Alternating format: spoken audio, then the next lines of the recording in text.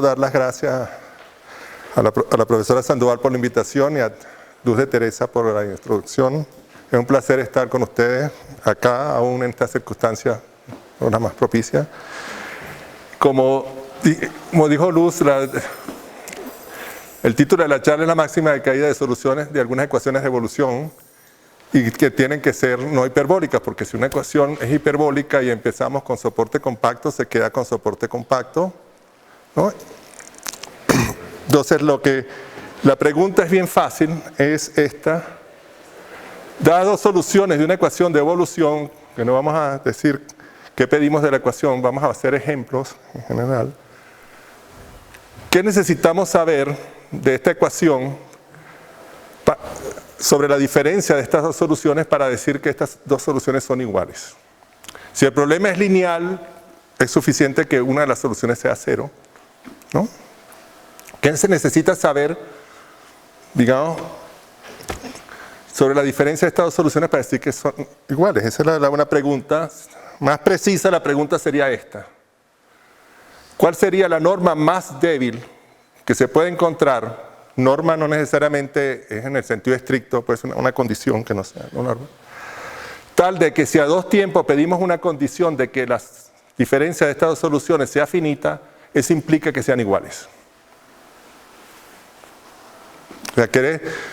O sea, eso sería el objetivo, que si a dos tiempos distintos la diferencia de estas dos soluciones es pequeña o es finita con respecto a esta norma, eso implica que estas dos son iguales. ¿Eso es para cualquiera de los tiempos? No, va a depender de la diferencia de los tiempos. Ahí dice la norma, que en general no va a ser una norma. No, cuando es una norma debería ser una norma con un peso en N2 y la va a depender de la diferencia entre los dos tiempos. Hay una escala dada por el problema, ¿no? En el problema lineal, uno asume que U sub 2 es 0 y vamos a ver que hay problemas que son no lineales y que la respuesta a esto solo se conoce cuando una de las dos soluciones es 0. O sea, vamos a decirlo desde el principio. Cuando tienes una ecuación y vas a trabajar con la diferencia de dos soluciones, tienes que ver si vas a estudiar la ecuación que satisface la diferencia de estas dos soluciones, no es la misma ecuación que tú empiezas originalmente. Y si tu método está restringido a estudiar esa ecuación en particular y no te sirve para otra, entonces tú tienes que decidir que tu segunda solución es 0. Y vamos a ver que algunos problemas solamente se conoce con la propiedad de que la segunda solución es 0. Ok, los ejemplos que vamos a ver hoy es la ecuación de KdB, la ecuación de Kamasa-Hall y la de Schrödinger, y vamos a ver que en general las respuestas están relacionadas, pero no hay una fórmula general que se aplica y te dice si pasa tal cosa, entonces la solución es esta. Ok, ninguna de estas soluciones es hiperbólica, ninguna de estas soluciones es parabólica, estas ecuaciones.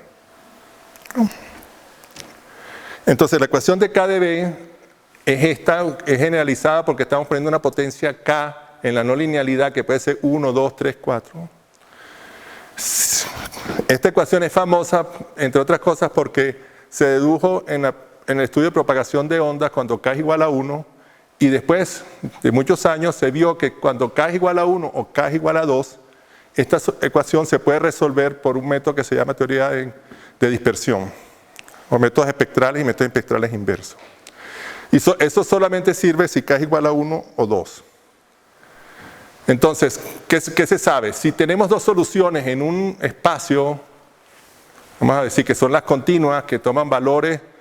O sea, el 0, 1 es el tiempo, digamos, y el espacio SHS es un espacio de Sobolev, que no vamos a entrar a definirlo ni nada de eso. Si uno tiene que ha probado que el problema arriba 1 está bien propuesto en este espacio, entonces si tiene que los datos iniciales coinciden, la solución es la misma. Es un problema de unicidad, o sea, si se sabe que tú coincides en un solo tiempo en toda la recta, entonces tienes la solución, que es exacta. Pero hay otras formas de unicidad. Por ejemplo, supongamos que tenemos dos soluciones que son apropiadas y que coinciden en un abierto. Entonces, si coincide que en un abierto, son iguales en todas partes. ¿No? Eso, claro, tienes que especificar en qué espacio están tus soluciones, pero es bien general. ¿No? Tengo un problema de continuación única.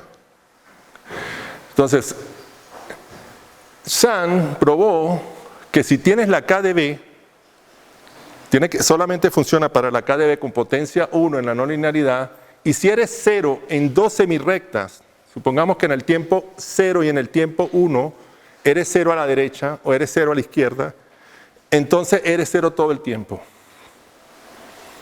Entonces, esto no funciona si tú tienes dos soluciones, funciona solamente si tú tienes una solución cualquiera y la otra es 0, estás comparando con 0. ¿Por qué? Porque el método que él usó es un método que tiene que ver con problemas espectrales y solo se aplica a esa ecuación. Se pudiera aplicar la ecuación con potencia 2, pero no, él no lo hizo y nadie lo hizo después. ¿Alguna pregunta? ¿No?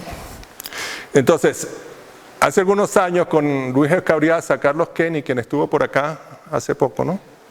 Y Luis Vega, nosotros probamos lo siguiente. Si tú tienes dos soluciones que están en un cierto espacio con 4 derivadas en L2 y decaen contra un cierto peso de la KdB, y la diferencia de estas dos soluciones en el tiempo 1 y en el tiempo 0 están en L2 con ese peso, x a la 3 medio, entonces son iguales. O sea, en ningún momento tú estás suponiendo que las soluciones coinciden. Lo único que estás diciendo es que están muy cerca en el tiempo 0 y siguen estando cerca en el tiempo 1. Y eso es suficiente para decir que son iguales. Okay. Entonces vamos a tratar de ver de dónde sale el 3 medio. Okay. X más quiere decir es el máximo entre 0 y x, ¿no? O sea que decaes para la parte derecha de la recta real al tiempo 0 y al tiempo 1. El 3 medio. ¿De dónde viene el 3 medio?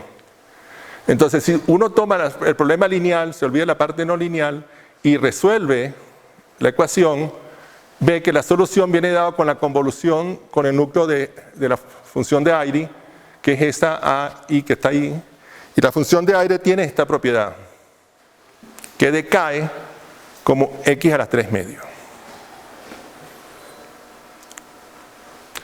Entonces, uno diría fácil, todo se decide, si uno ve la solución fundamental, ves cuánto decae la solución fundamental y eso te debería decir a un resultado. Bueno, vamos a ir un poquito adelante. Supongamos que tengamos la ecuación de Schrödinger. ¿Cuánto decae la solución fundamental de la ecuación de Schrödinger? No decae. Entonces, no se puede trasplantar el resultado, trasladar de uno al otro, ¿no? Entonces, la pregunta ¿es este resultado óptimo? Vuelvo a poner que si decaes a dos tiempos distintos, la diferencia de dos soluciones con la exponencial a la 3 medios, con una cierta constante que depende nada más de la no linealidad que coincide, entonces son iguales. Con Felipe Linares y Pedro Izaza probamos lo siguiente: si empiezas con un dato inicial que decae como tú quieres, tan fuerte a la derecha como tú quieres, la solución te decae igual como x a la 3 medio, pero la constante que está enfrente se te deteriora con el tiempo. O sea que no puedes decaer como x a la 3 medio con una constante fija grande. Puedes poner la constante que te dé la gana y en el tiempo 1 ya tú ves que esa constante se vuelve 1. O sea, no hay forma de que tú puedas, pues si no contradecirías el teorema, ¿no? Bueno. Okay. Entonces, de alguna manera, esto te dice que esto lo pusimos para la KdB solamente porque es más fácil decir que el dato inicial está en L2 y en L2 es suficiente regularidad para que haya solución y unicidad y todo eso, ¿no? Pero igual vale. Y vale también para la diferencia de dos soluciones. No tienes que escoger una solución. Entonces, el resultado se extiende a la diferencia de dos soluciones y La pregunta es lo que habíamos comentado antes, que si todo depende de la decaída de la solución fundamental. Bueno, vamos a ser bien críticos con esto. Este es un resultado lineal. Todo lo dice en la parte lineal. El resultado debería ser este. Dada una solución de la KdB, la solución de la KdB tiene ondas solitarias que son soluciones de este tipo. Son soluciones que son traslaciones de la secante hiperbólica a una potencia que depende de la no linealidad. Claro. Y esas deben ser las soluciones que más decaen. No hay ninguna otra que decaiga más. A dos tiempos. A un tiempo pues, tú puedes hacer lo que te da la gana, puedes poner soporte compacto, ¿no? Entonces debería ser, esto es un problema que nosotros no sabemos, por lo menos yo no lo sé hacer. Es si tú tienes una solución de la KdB o cualquier potencia de la KdB que decae más que el exponencial lineal. Recuerden que la secante hiperbólica decae exponencial lineal. Si tú decaes más que el exponencial lineal a dos tiempos distintos, ¿eres cero? Esa es una pregunta abierta. Y es una tesis doctoral si lo resuelven. ¿No? Y una muy buena tesis doctoral, ¿no?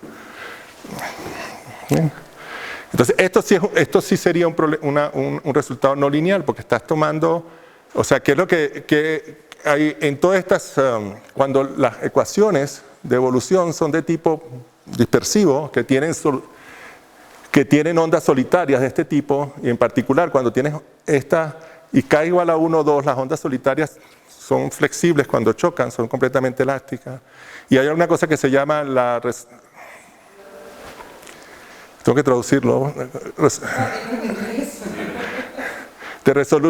Soliton Resolution Conjecture, la conjetura de cómo se comportan las soluciones con la Soliton. La solución de esto, al final, con el tiempo es muy largo, debería ser una superposición de soluciones explícitas de este tipo. Por lo tanto, debería decaer exponencial lineal para los dos lados. Aquí esta condición tiene que ser para los dos lados, para X positivo y X negativo. La condición que teníamos antes era nada más para un solo lado, ¿no? Entonces vamos a ver que esto es cierto para otra ecuación, que es la próxima, que es la ecuación de Kamasa-Hall. Entonces esta ecuación tiene la peculiaridad de que también se probó que es completamente integrable, que se puede reducir a probar problemas espectrales directo e inverso. Tiene soluciones explícitas que se llaman picón, que son exponenciales del valor absoluto, que son negativas, que tienen una esquina, que no son C1, son Lipschitz, y que exactamente la velocidad es la amplitud. O sea, ven que esa solución cuando C tiene que ser positivo, la amplitud de eso es C y la velocidad exactamente es C. Entonces se sabe que si tienes suficiente regularidad en un espacio de Sobolev, hay una crítica a esta línea, ¿ok? Vamos a devolver a esto. Esta ecuación, la que tienen arriba, se puede resolver si supones que tienes suficiente derivada, 3 medios derivadas en L2. Tienes existencia, unicidad, continua dependencia de los datos iniciales, empiezas en ese espacio y te quedas en este espacio. Constantin, Henry, Newell probaron que si tú empiezas con soporte compacto, nunca más tienes soporte compacto. Eso lo probaron, cada uno dio una prueba distinta de esto, ¿no? Lo que nosotros probamos con Imonas, Misiolev y Su en el año 2007 es esto. Si tú supones que tú decaes exponencial lineal o chiquita en el tiempo cero y la misma condición para la derivada con un medio, y en un tiempo más tarde 1 también decaes o chiquita del exponencial, entonces eres cero. Entonces no puedes tener una decaída, ni siquiera para la derecha, que a dos tiempos distintos sea más fuerte que lo que se llama el picón, que es la onda solitaria que tiene la esquina.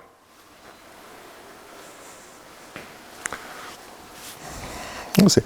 Entonces, este resultado para la KdB es lo que la pregunta anterior. Probar que no puedes tener una decaída más fuerte que la onda solitaria. Aquí lo que estás probando. Okay. Entonces la pregunta, ¿es este resultado óptimo? Entonces estoy mintiendo porque no es óptimo, porque el picón no está en 3 medios. El espacio donde tú estás probando este teorema, lamentablemente, este teorema, el espacio donde tú lo estás probando no contiene esta solución. Esta función que tienes acá no satisface que tienes en el espacio de Sobolev con regularidad más de 3 medios. Pues si fuera más de 3 medios serías de clase C1 y no eres C1, o sea, precisamente no tienes eso. Entonces, la pregunta ¿es óptimo? La respuesta es, así como está, no es óptimo, porque no tienes una solución que te diga que es lo mejor posible. Entonces tienes que o cambiar el teorema o probar un teorema de existencia, unicidad, bueno, que está bien propuesto, que tienes todo lo que tú quieres, en un espacio que te contenga los picones. Y eso es lo que hicimos con Linares y Sideris, pero el problema es que no es lo mejor posible este resultado en el sentido siguiente. Kato probó que un problema de evolución está bien propuesto en un espacio de funciones X, ¿no? Si cada vez que tú coges un dato inicial en el espacio X, tienes una única solución que te describe una curva continua en el espacio X y que la función dato, tu solución, es continua. Vamos a ver que esto no puede ser, no hay forma ni manera que lo arregle, esto es lo mejor posible. Entonces, con Linares y Sideris probamos lo siguiente. Si tienes un espacio que tienes una derivada en L2 y tienes en el espacio ese W1 infinito, que quiere decir Lipschitz, ¿okay? Si tienes una función que tiene una derivada en L2 y además es Lipschitz, entonces tienes un tiempo y una única solución que te describe una curva continua en L2 con su derivada, pero es solamente acotada en Lipschitz, no es continua. Más aún, la función que te manda el dato en la solución es continua, pero te olvidas de la parte de Lipschitz porque no es. Y tú puedes decir, ¿por qué no es? Bueno, porque no lo es. O sea, la solución de esto, las traslaciones de esto no son continuas en el espacio Lipschitz. No lo puedes hacer mejor. O sea, no puedes decir que describes una curva continua en el espacio Lipschitz, ni puedes decir que la solución depende continuamente del dato inicial en esto, porque si coges dos picones de este estilo, los pones muy cerquita, instantáneamente la diferencia ya es grande. Porque el espacio Lipschitz no se lleva bien con las traslaciones. Entonces lo que probamos es que el teorema anterior vale. Vale, si tú supones que tu dato inicial es O chiquita del exponencial decae como el exponencial para los X positivos en el tiempo 0 y en el tiempo 1 decae también así, entonces tienes que ser 0. Y ahora esto sí es lo mejor posible. ¿Y qué pasa si tú decaes menos que eso? Si decaes menos que eso, la solución lo preserva. O sea, si tienes un dato inicial que es O chiquita, o si quieres O grande, pero ahora tienes un teta adelante que no te deja llegar a 1, entonces eso se preserva con el flujo. O sea, que es exactamente lo mejor posible. Hasta puedes llegar hasta ahí. Pero vamos a criticar, vamos a decir, ¿no? Esto no responde tampoco la respuesta original, eran dos soluciones. Aquí estás con una solución que es 0. Entonces el problema es abierto si tú coges dos soluciones. ¿Qué pasa si tú coges dos soluciones distintas? No, el método no funciona. ¿Ok? Esto solamente te está diciendo con una solución. ¿Ok? Entonces, vamos a la ecuación de Schrödinger, ¿no? Y te haces la pregunta, ¿cuál es la decaída más fuerte que tú puedes esperar de una solución de esta ecuación, que es lineal?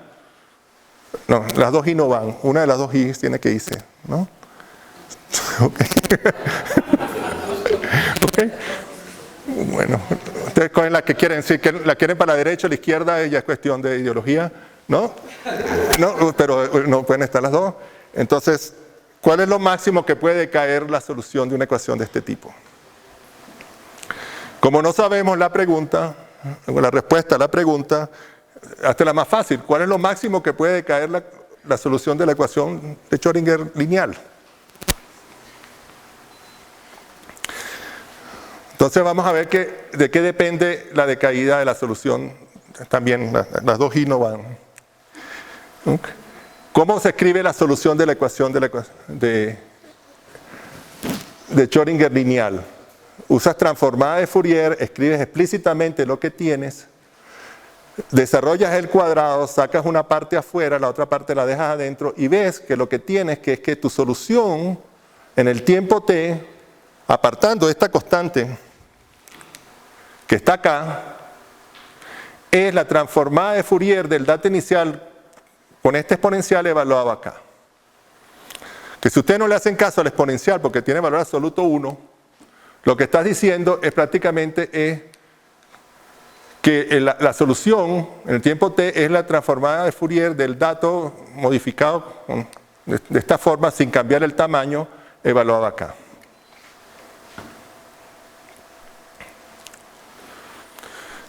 Entonces, con esta fórmula, tú quieres decir cuánto es lo máximo que puede u sub 0 decaer y u en t decaer. ¿De acuerdo? Y entonces la pregunta es exactamente cuál es lo máximo que puede una función y su transformada de Fourier decaer. Esto no te cambia en nada la norma, ninguna norma. Tú puedes empezar, ¿cuánto es lo máximo que esta función y su transformada de Fourier pueden decaer? Entonces, una pregunta clásica de análisis armónico que tiene muchas respuestas. Una es si uno agarra y trabaja con las gaussianas, tienes el resultado de Hardy que dice que si tú en la dimensión 1 la función se comporta como esta gaussiana, con este exponente acá abajo, y esto se comporta de esta forma, entonces si estos dos exponentes son muy pequeños, recuérdense que estás en el denominador, entonces eres 0. Y si eres igual a 4, eres igual a esto. También lo puedes hacer en L2. Estás diciendo en L2 el resultado se debe a Collinin-Price en n dimensiones. Es que si esta función con este peso que crece y su transformada de Fourier están en L2 y estos exponentes son muy grandes, entonces eres 0. Como tú tienes la fórmula anterior, llegas y lo traduces. Lo puedes traducir en términos de la solución de la ecuación de Schrödinger. Estás diciendo que si tu dato inicial decae contra este peso y tu solución decae contra este peso y estos dos coeficientes en el denominador satisfacen esta relación, tú eres 0.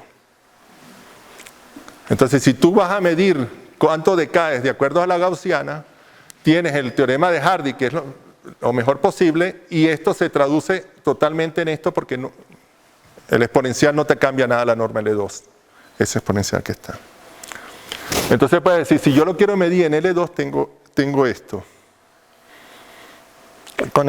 Igual con Escabriaza, con Carlos y Luis probamos lo siguiente.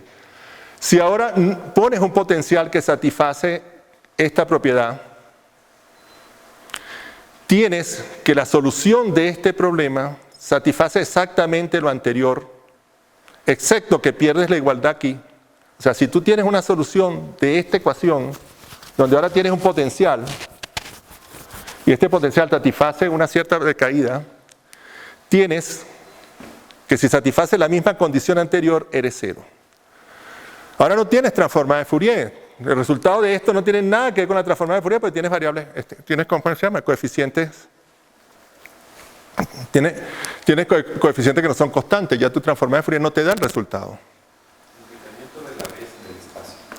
En la B tiene que ser que decae un poco fuera de la bola. O sea, tú de alguna forma quieres quitarte las constantes de... Es técnico, no sé, pues a lo mejor algo más débil de esto funciona, pero esto es lo que no. ¿No? Entonces,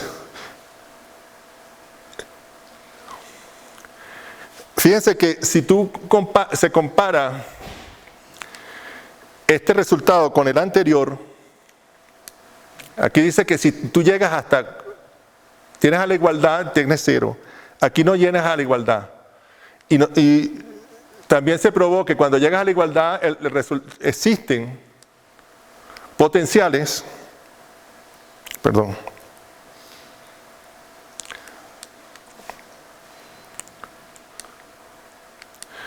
tampoco, este no es.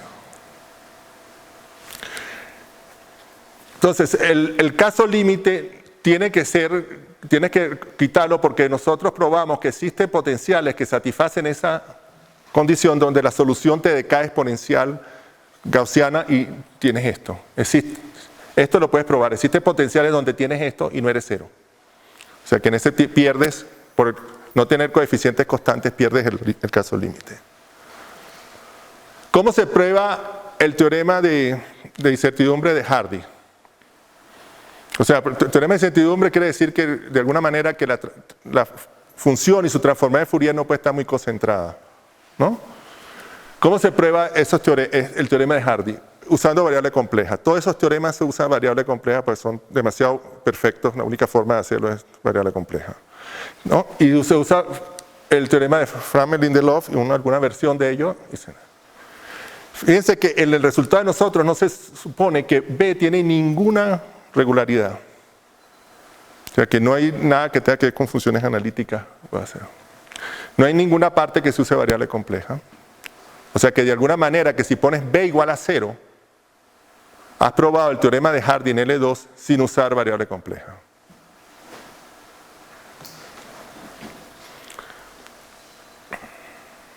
¿Okay?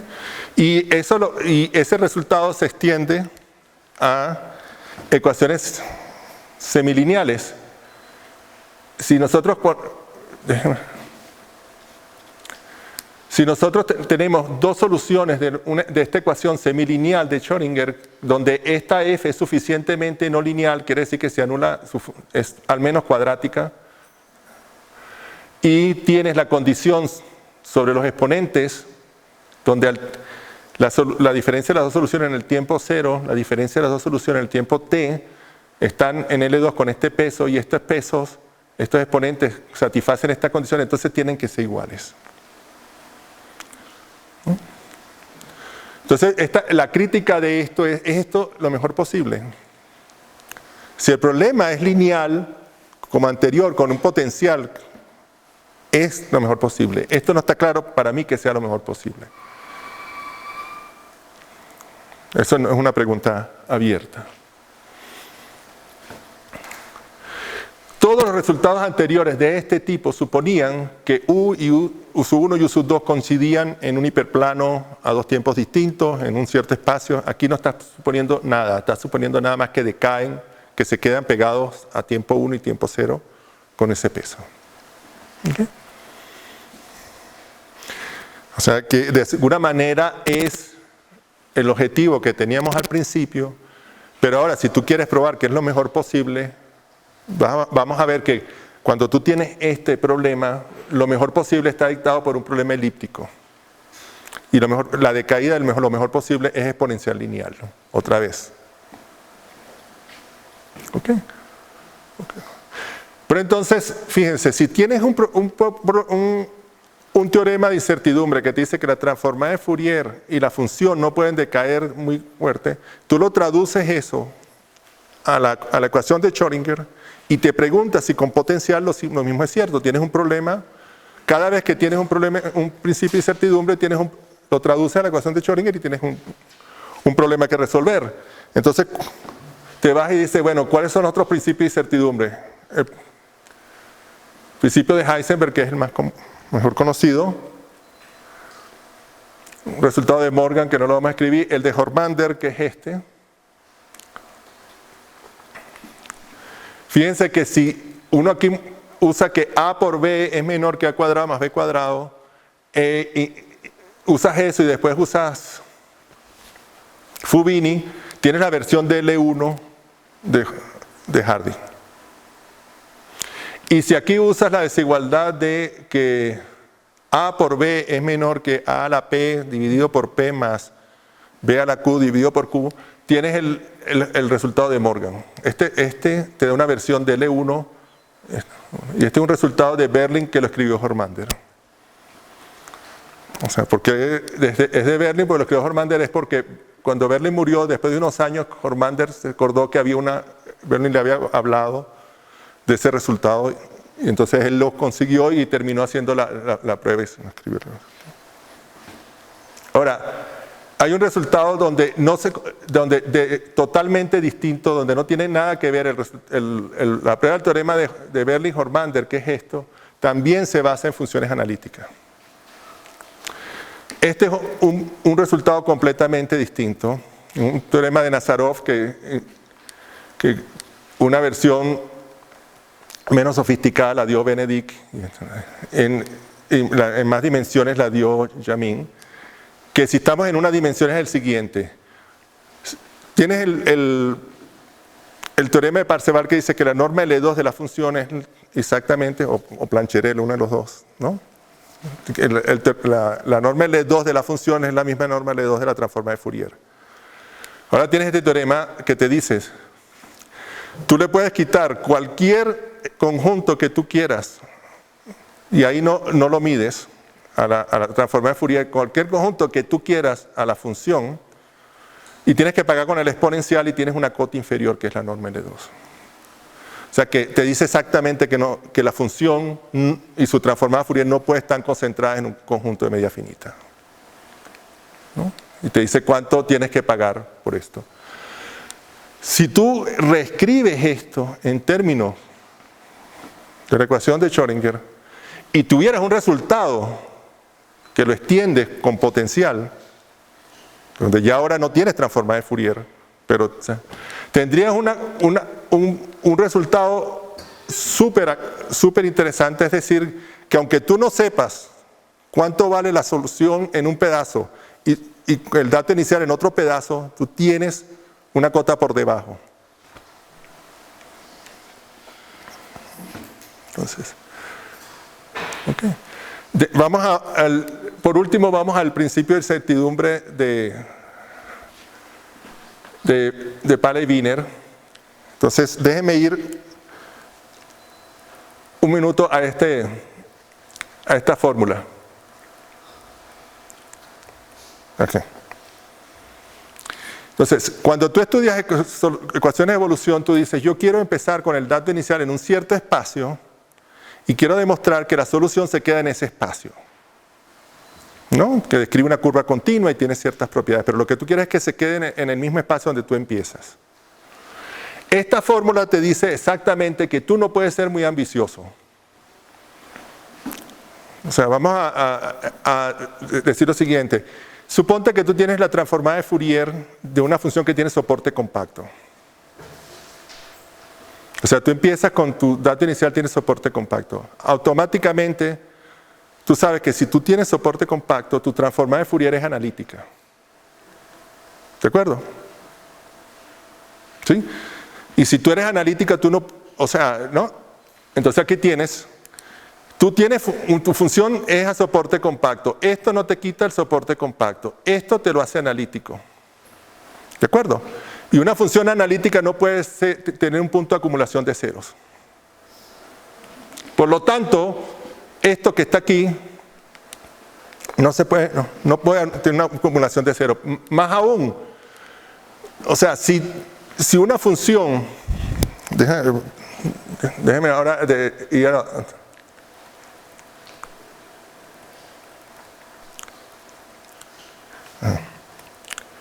Suponte que tienes una función que está en L1 que tiene soporte compacto. Esto te dice que su transformada de Fourier no puede decaer exponencial. ¿Por qué? Porque si tú decayeras exponencial, la transformada de Fourier de esta función,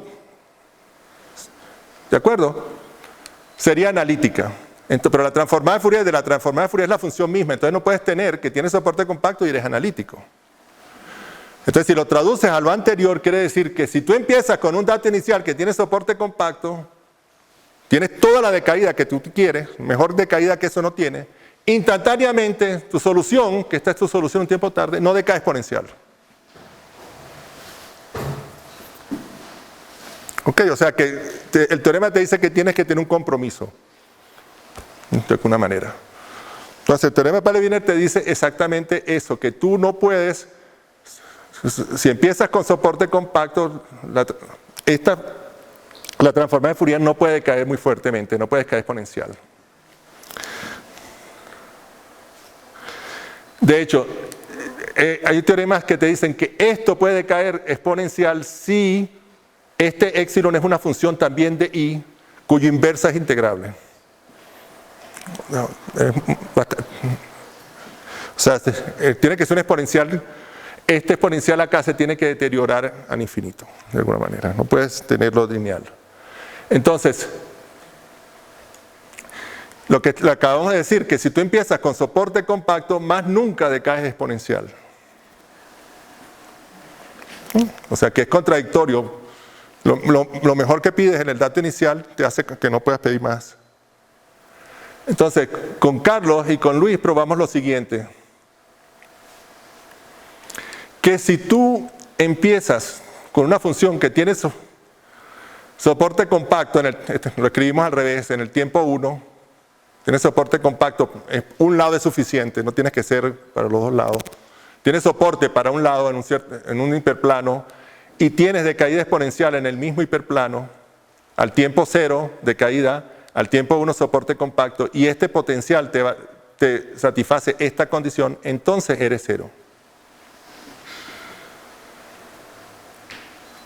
O sea que de alguna manera tienes el mismo resultado donde no tienes nada que ver con la transformada de Fourier, porque la solución de esto no tiene nada que ver con la transformada de Fourier.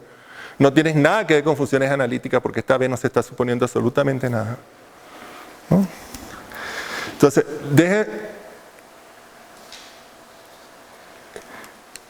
y esto lo puedes traducir a un problema no lineal de esta forma. Si tú tienes dos soluciones en un espacio apropiado de esta ecuación semilineal, donde esta f se anula en el 0 y su derivada se anula en el 0, de manera que es no lineal, y el soporte de esto está en un hiperplano y decae exponencial al tiempo más tarde en el hiperplano, entonces son iguales.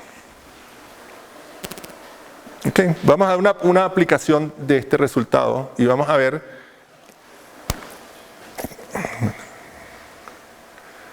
Si tú tienes esta función como término no lineal, suponte que tienes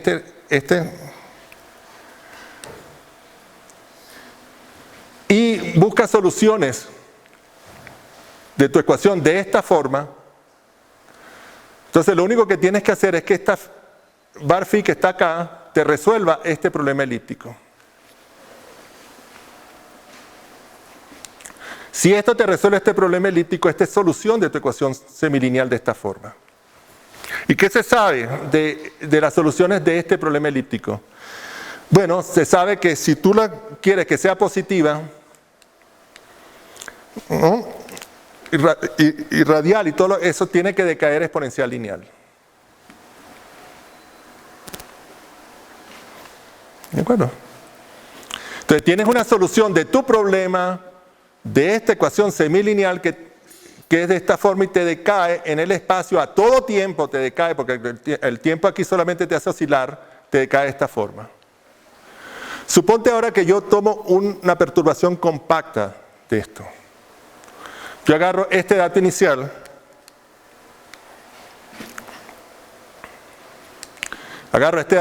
y le pongo una perturbación compacta. ¿Qué es lo que nos dice el teorema anterior? Que si tú empiezas con la diferencia de 2, tienes soporte compacto, más nunca puede caer exponencial. Pero esta ya te decae exponencial. La solución de esta, que viene acá, te decae exponencial. Por lo tanto, la solución de esta que está acá no te decae exponencial nunca más. Por lo tanto, si tú perturbas lo que se llama una onda estacionaria, no sé cómo se dice, ¿cómo se traduce? Una onda estacionaria que te decae exponencial, la perturbas, ya no te decae exponencial. De hecho, puedes probar que si este dato y este dato son en la clase de Schwartz, tu solución queda en la clase de Schwartz, pero no te decae exponencial. Lineal. Este problema, si tú estás en la KdB, es un problema abierto. Es cierto que si tú coges una onda solitaria para la KdB, la primera ecuación que vimos, y la perturbas compactamente, destruyes el exponencial. Para el lado de X positivo no, tiene que ser porque tienes que verlo para el lado de X negativo cuando evoluciona. ¿Okay? Bueno, empezamos tarde pero terminamos a la hora. Gracias por la atención.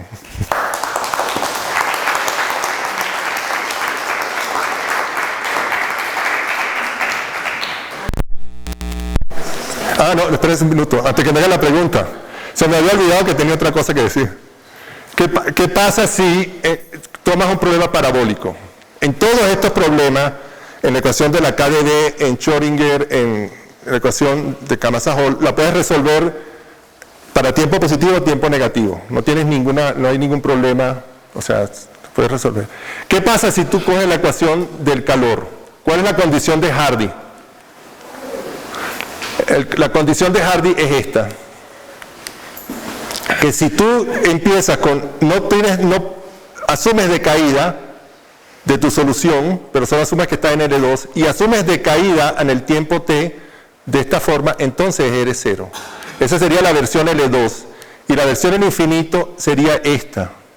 Si U sub 0 es una medida finita, y la solución que corresponde al problema lineal de la ecuación del calor te decae de esta forma, con este delta menor que esta cantidad, eres 0. Y lo que nosotros probamos el año pasado es esto. Es que tienes lo que tú quieres, que si tú empiezas con un dato en L2 y tú decaes de esta forma, eres 0. Y ahora no tienes transformada de Fourier igual, tienes un potencial, y el potencial ahora no tiene ninguna condición de decaída para los lados ni todo. Lo raro es que, si se acuerdan, este resultado para la ecuación de Schrödinger, ¿no? Nosotros lo hicimos en el año 2008, creo, algo así. Y nos llevó 8 años hacer que es el parabólico que debería ser mucho más fácil. Bueno, ahora sí, no digo más nada. Gracias.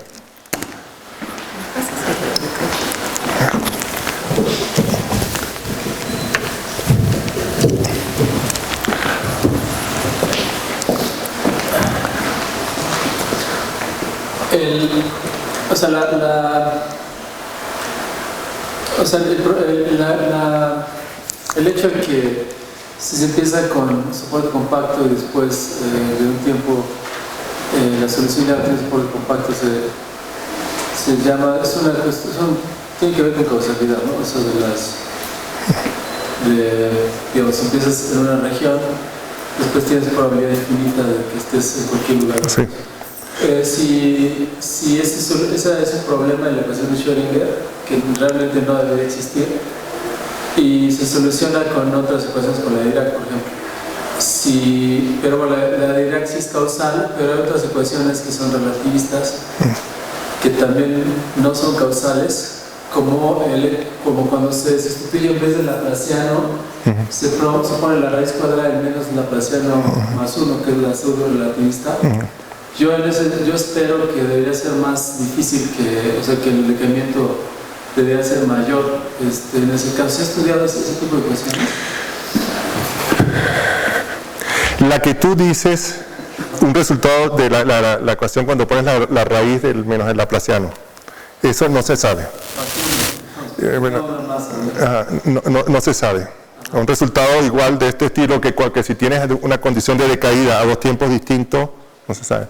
O sea que se sabe que si tú empiezas a soporte compacto, ¿qué pasa? Sí, eso sí lo puedes hacer. Eso no es tan difícil, pero un resultado que a dos tiempos distintos, una decaída de eso, te lo mata, es distinto. Ahora, otra pregunta con respecto a la ecuación de Schrödinger, de estos resultados, de todo lo que yo dije, el único que sabes que si tú tienes una decaída en el tiempo 0 de alguna forma y en el tiempo 1 de otra forma completamente distinta, no tiene que ser gaussiana las dos. Ahí es el resultado de que si decaes de una forma y en el tiempo 1, en el tiempo 0 de otra forma, tiene resultado solamente en la ecuación de Schrödinger se sabe. En la KdV no hay ningún resultado de ese tipo, ni en la otra.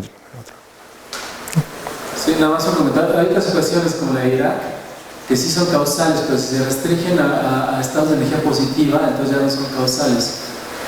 Y esa, yo creo que es interesante, esa obra es un poco más difícil que la pseudo relativista.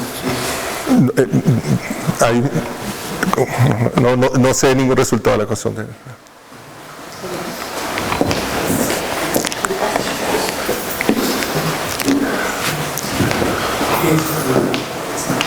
alguna forma, los dos son un poco como si fuera medio de estabilidad, ¿no?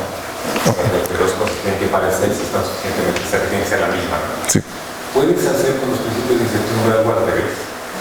Para poder garantizar que si mi distancia en las normas es mayor que no sé qué, garantizar que no puedo salir con él. Un poco el resultado... Bueno, en la de la KdV sí lo tienes, ¿no? Porque tienes el resultado óptimo y yo creo que esa es la mejor decaída. Y tienes ejemplos precisos de que si tú decaes como 3 medios con una constante, solamente puedes decaer como que era 3 medios con una constante que se deteriora con el tiempo. Eso lo sabes. En la de Schrödinger, con gaussiano a dos tiempos sí lo sabes con el potencial. O sea, sabes también que es lo mejor posible. Ahora, ¿en cuánto es lo mínimo que puedes decaer si ya no pones gaussiano, si no pones unas condiciones distintas? ¿No? Es difícil porque tienes muchas escogencias. Por ejemplo, no se sabe nada si pones el teorema de Nazarov. O sea, tienes una cantidad de escogencias brutales, ¿no? O sea te estás con... Ahí no se sabe, no tienes una posibilidad.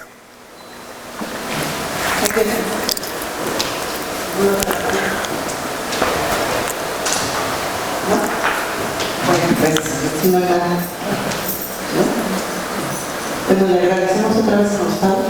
Gracias.